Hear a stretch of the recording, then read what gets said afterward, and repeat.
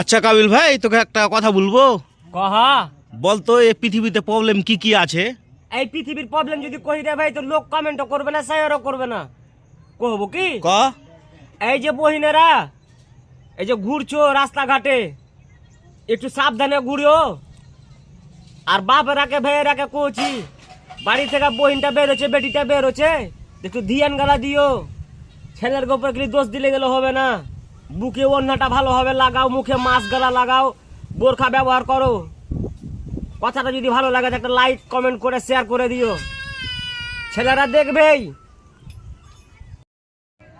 ছেলেরাকেও বলছি ভাই, তোমরা দেখলি দেখবা সে লাই রাস্তা দিয়ে যাচ্ছে, তো তোমার বাড়িতে যেমন বহিন আছে একটা, রাস্তা দিয়ে ওই যেছে যেটা, ওটা ও কেহুরির বহিন ভাই। নিজের চোখটাকে সাবধান করো।